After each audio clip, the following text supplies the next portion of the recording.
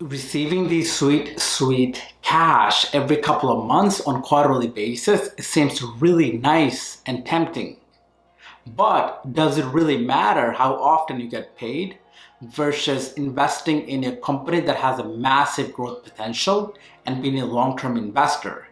3 reasons why I don't invest for dividends, and you shouldn't either. Today in this video, I will give you my 3 reasons why I personally stay away from dividend stocks. Instead, I focus on super growth long-term stocks. If you're into dividend investing or think about building a dividend stock portfolio, this is the right video for you. Keep watching.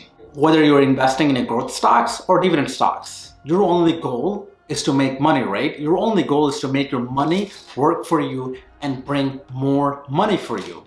And the only thing that matters is how much you get to bring home end of the day, not the frequencies of those distributions.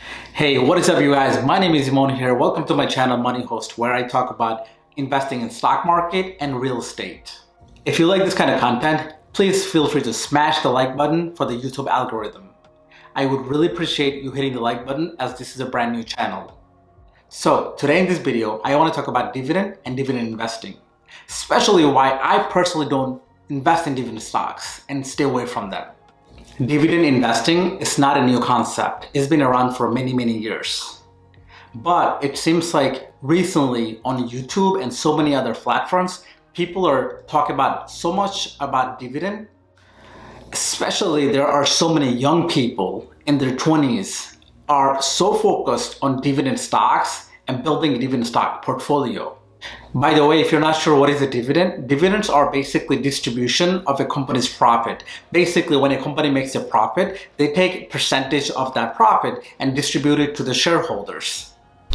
It sounds really tempting that you buy a stock of a company and receive passive income on quarterly basis. So if you buy a stock of a Coca-Cola for $50, every quarter you might get a couple cents back. But the question is, does it serve your investing goals? If you're a millennial investor, if you're a young investor in your 20s or even 30s, do you really need these dividends to are you gonna pay your bills with a couple of dollars every couple of months? If you're starting to invest, if you're new to investing, what are you gonna do with a couple dollars? I'm not, what I mean couple dollars, I'm talking about maybe you're getting a couple $100.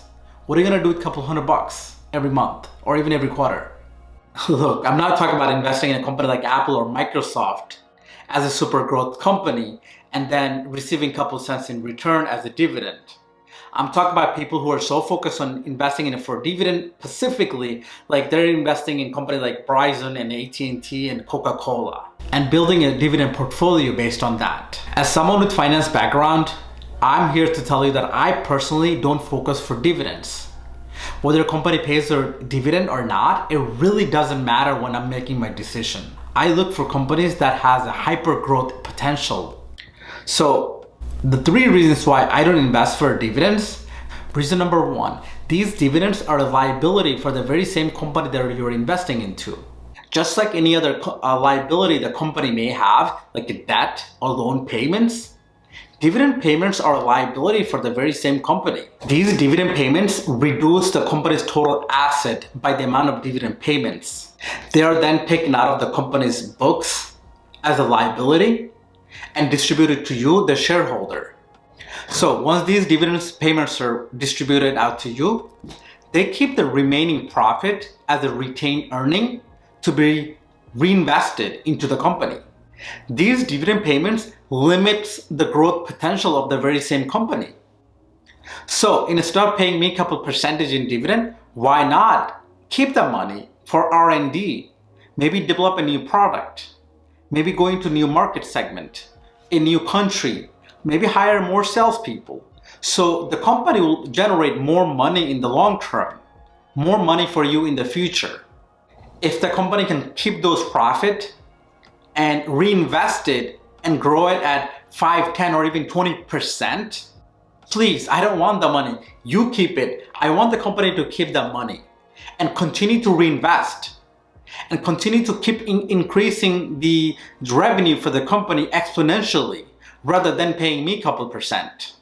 And that will help the company keep growing and keep generating their revenue at a much higher rate than paying me 2%. And I'm sure by now you're probably thinking, dude, what if the company is not able to grow organically anymore? If the company is not able to grow organically anymore, maybe they can still keep the money on their books and have a much better, stronger balance sheet. Use the money for merger and acquisitions. Use the money to maybe acquire another younger company that is more innovative. That'll ultimately complement the existing company product line, which would ultimately help the company make more money. Why do you think companies like Google, Amazon, Facebook don't pay any dividends? They're very profitable businesses, but they keep the money instead of distributing it to the shareholders. They keep the money, keep reinvesting to grow the company at a much higher exponential rate. As an investor into a company, you want your company to grow, right? Even our favorite investor, Warren Buffett's company, Berkshire Hathaway, don't pay any dividends. Berkshire Hathaway currently has over $200 billion in cash on their books. They still don't pay any dividend because they're keeping the money on their balance sheet, waiting for the right opportunity to strike. As soon as they see a company that they can buy and acquire, they're ready for it. They need the money on their balance sheet to be able to deploy it when the opportunity is right. If they were to use that money to pay out as a dividend, they wouldn't have that power to go out and acquire another company. Investors who invest in these growth stocks like Amazon, Google, Facebook, and so on, they rather want the company to keep that money as a retained earning and keep reinvesting to generate exponential growth in the future. So when a company is not committed to paying these dividends, it keeps a lot of pressure off of the management. It allows the company and the management to make more wiser decisions to how to reinvest, how to come up with a new product, or how to go into new market segment. So they're not worried about, hey, if we reinvest so much money, we may be running short on paying dividends. That's the advantage of not having to pay dividends, is because it allows the company to make more wiser decisions and continue to reinvest into the company like there's no tomorrow. They keep focus, like their main focus is and should be on keep reinvesting to grow the company and grow the overall long-term growth. And which brings me to a point that, yeah, there are going to be time when a company is so massive, so huge, so matured as a company, they're not growing as much anymore, or they are already to their fullest extent. Like, for example, a company like Apple and even Microsoft, they're so big, like they've been dominating their market. So for them, they generate so much cash and they have a huge, gigantic balance sheet. For them, yeah, it makes sense to distribute certain percentage. Like I think both Apple and Microsoft is distributing very small percentage of their profit as a dividend. That brings me to my reason number 3. These dividends are very tax inefficient. Dividends are taxed twice, at least here in the US. And you asked how so? When a company makes a profit, they have to pay income taxes to the IRS. And after paying the taxes, whatever is the net profit, they use percentage of that to pay out as a dividend. So you see how they already pay taxes on it.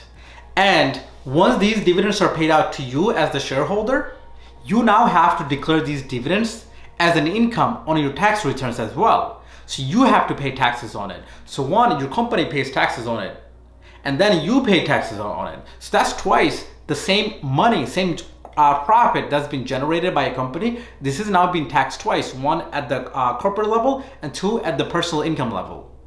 So now that you know my 3 reasons why I personally don't invest for dividends: 1, they are a liability for the company; 2, it limits the growth potential of the company; and 3, these dividends are taxed twice, double taxation.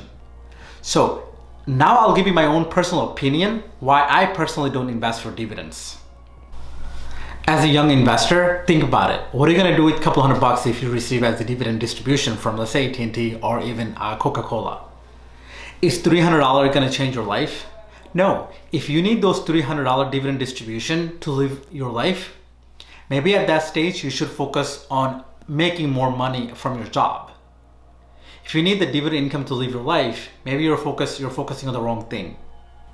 Like I personally, as a young investor, I focus on companies that are growing rapidly, that are growing their revenue massively on exponential basis. If you look at companies that are growing rapidly, like Amazon, Google, and Facebook, they're growing rapidly, exponentially. Like Apple has gone up in 84% just in 2020 alone. Amazon has gone up 74% in 2020 alone. At the very same time, company like Coca-Cola and AT&T that pays a huge dividend, I think Coca-Cola pays about 4% and AT&T pays about 7%. Both of those companies has lost their market share, their market value. Yes, they pay you dividend, but they're not really growing. As a young investor, why do you want to be part of a company that aren't really growing anymore? Then again, just so you know that I'm not against dividend or folks that invest for dividend income. If you're almost retiring or you're retired, it makes perfect sense. If you already have enough money, you're not focused on growing anymore, you're not focused on growth, great. It makes perfect sense to invest for dividends and receive this sweet cash flow on quarterly basis, and you can live your life off of just dividend income. If you can generate enough money off of dividend to cash flow your life, it's a perfect way to cash flow your life. But as a young investor, you shouldn't be focused on generating dividend income because you should be trying to grow as fast as you can. I hope you guys liked the video. If you guys liked it, please feel free to subscribe to the channel and smash the like button for the YouTube algorithm. As you know, this is a brand new channel. Please feel free to share the video with anyone who might find it helpful. Thanks for watching. Now we'll see you on the next one.